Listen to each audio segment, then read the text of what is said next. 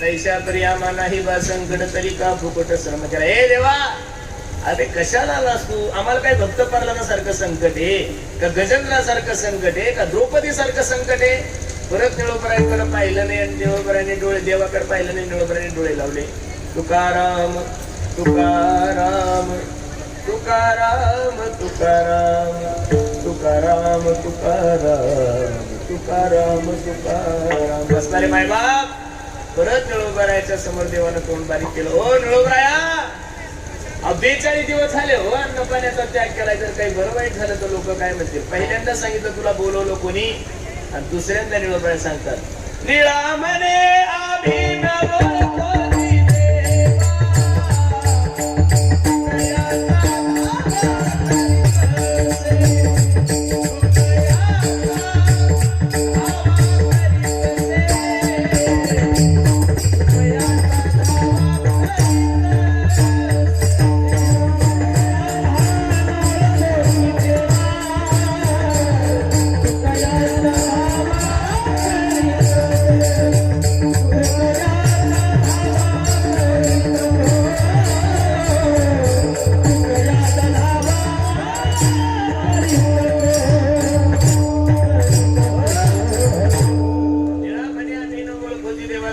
धावा करीत असेल. निळोबराने डोळे उघडले, जा तुला ओळखत नाही काय ताकद असेल निळोबराची.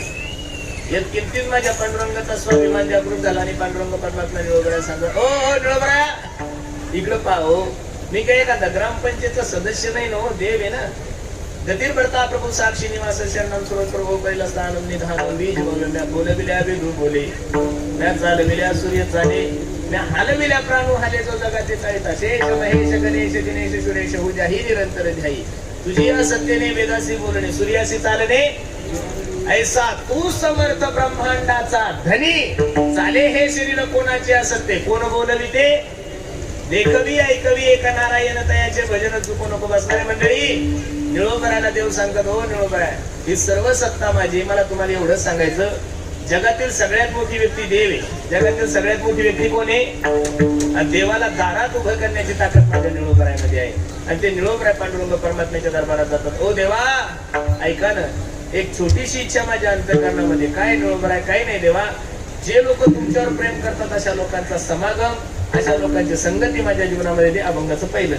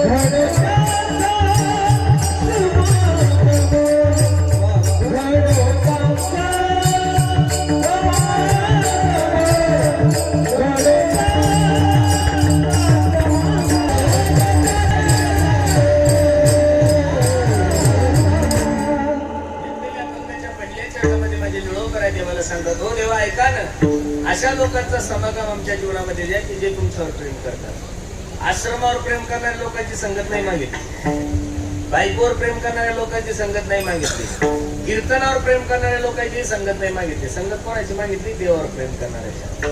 आणि जो देवावर प्रेम करत नसेल ना महाराज, तो महाराष्ट्रातला नाही भारतातला कितीही मोठा वक्ता असू द्या, कीर्तनकार असू द्या, त्याला या पंक्तीत बसवत जाऊ नका महाराज.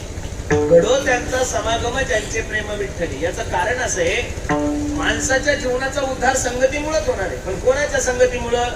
जे भगवंताशी एकरूप झालेले, ज्यांचं प्रेम भगवंतावर आहे, अशा लोकांचा समागम दे. बसणारी मंडळी, माणसाच्या जीवनाला सुगंध संगतीमुळेच मिळतो. महाराज एक सांगू तुम्हाला, जगातला कोणताच पोरगा जन्माला येताना दारूची बॉटल घेऊन नाही येतो. महाराज जगातला कोणताच पोरगा जन्माला येताना तो गुटख्याची पुडी घेऊन येत नाही, तंबाखूची पुडी घेऊन येत नाही. का तो गुटखा खातो, का तो दारू पितो, का तो तंबाखू खातो? याचं कारण त्याला संगती चुकीची. कबीर महाराजांनी किती गोड सांगितलंय पहा. जो जैसी संगती करे वैसे ही फलली, जो जैसी संगती करे वैसे ही फलली, कदर से भुजंग मुख, एक गुण तीन गुण कबीरा, एक गुण तीन गुण. तुमच्या संगतीवर डिपेंड आहे तुम्ही. मी तर नेहमी कीर्तनातून सांगतो, चांगल्याची नाही जमली तरी चालेल, पण वाईटाची नका करू. चांगल्या माणसाची संगती नाही केली तरी चालेल, पण वाईट माणसाची संगत जीवनामध्ये नको. संगत बडो की करो तो बडत बडत जाय, संगत छोटे की करो तो घटत घटत. म्हणून संगत होईल तोपर्यंत संताची करा, संगत होईल तोपर्यंत हरिभक्ताची करा, संगत होईल तोपर्यंत साधूची करा. का? त्या संगतीशिवाय जीवनामध्ये तुमच्या सोनं होणार नाही. अरे एक सांगू का गड्यानं तुम्हाला, वाल्या पळ्याचं जीवन थोडं पाप केलं का वाल्याने?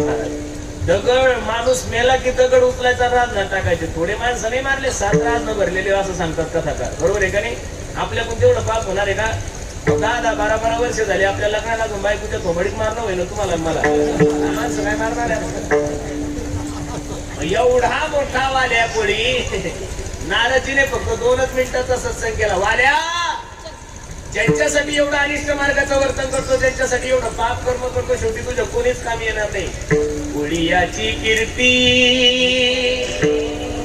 वाढली गहन, केले रामायण रामाने, बोलिला वाल्मिक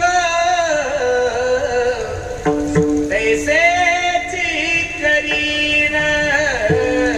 विश्वाचा मालक आहे माझा प्रभू रामचंद्र भगवान परमात्मा. कर्तुम अकर्तुम अन्यथा कर्तुम ज्याची शक्ती आहे, त्यानं काय खावं, कुठं राहावं, कसं झोपावं, लग्न किती करावे, कोणाला मारावं, हे एका डाकूने लिहून ठेवलं. आणि बोलिला वाल्मिक तैसे जी करीन, आणि वरतोनी दावीन नामा म्हणे. ही एवढी ताकद जर वाल्या पोळ्यासारख्याच्या जीवनामध्ये प्राप्त झाली असेल, तर ती फक्त नारदजीच्या संगतीमुळं. बिनु सत्संग विवेक ना होई, राम कृपा बिन सुलभ.